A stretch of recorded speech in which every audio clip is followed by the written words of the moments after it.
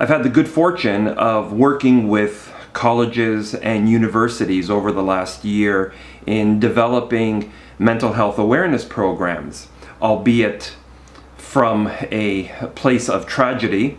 As most of you know, I lost my son to depression a couple of years ago. The experience of engaging with these schools and helping them identify what issues their students are encountering and what their challenges are, and helping to augment mental health awareness efforts has been very rewarding. But the insights that I've gained, some are enlightening and some, quite frankly, are a little frightening. And so this is a dual message. First, to the parents of kids in secondary and post-secondary institutions. One of the things that I've learned is that there are still many parents, those of you unfortunate like I to have lost a child to depression or to some form of mental health issue. There is a reluctance for parents to accept that their children have died by suicide. And what that does is creates an environment where more students, more parents, the community in general, are unwilling to accept that this is a reality, that this is happening, and that there are more and more children who are dying from what is a preventable death. And what this means, in turn, is that there is not a lot of resources that are being placed to this issue or to this concern. And so we're not helping the number of students that we should be helping. I respect the cultural reasons why people don't want to talk about this. I respect religious reasons and beliefs and why that causes some people to not want to talk about it. This happened in my own family. I understand that. But my message to parents of all cultures, all faiths, is that you are not doing your child a service by hiding the fact that they died in this manner. Not only are you not doing them a service, you are not helping other kids. You are creating an environment where this could very well happen to others because the silence is preventing this issue from escalating up and becoming an issue that universities, communities, and the government funds resources into to help prevent this from happening to other kids. It's one of the reasons why I have been so vocal about the importance of mental health and the fact that my son died by suicide after suffering with depression for a lot of years, since his days in high school, and he did so in silence, never asking for help. We know that today, 50% of the people who said that they suffered from depression did so in silence. So 50% of the people that are suffering right now are doing so in silence.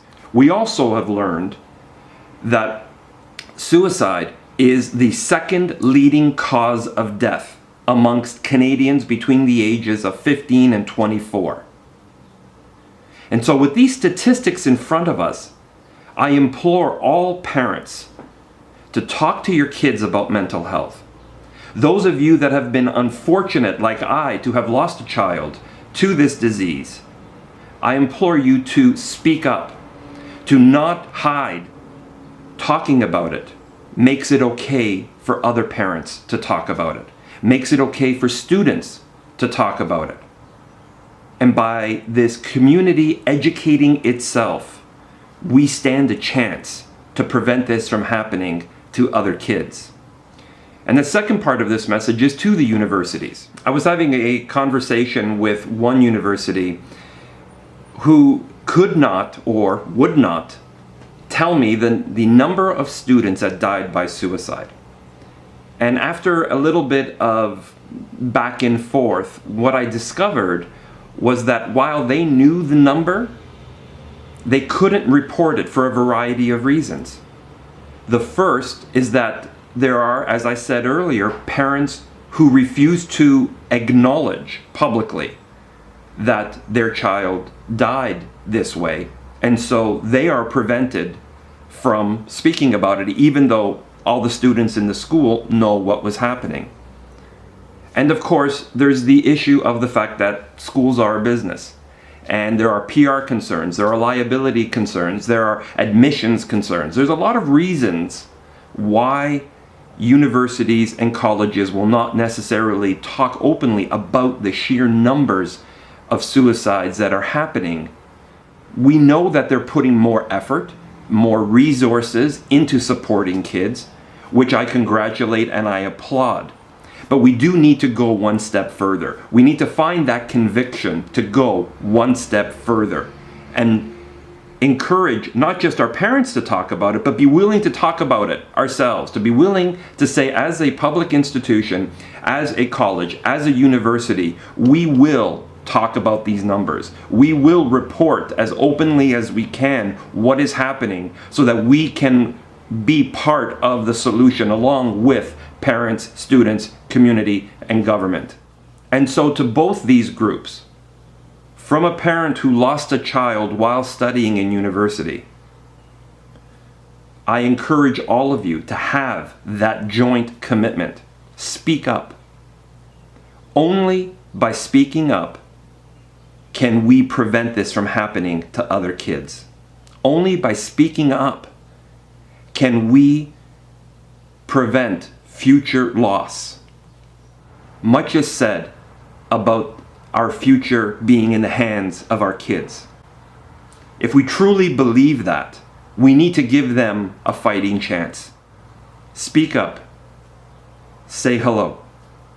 Talk about mental health. We can't leave it to the kids. We can't leave it to the clinicians. As institutions, as parents, we need to step up. We need to speak.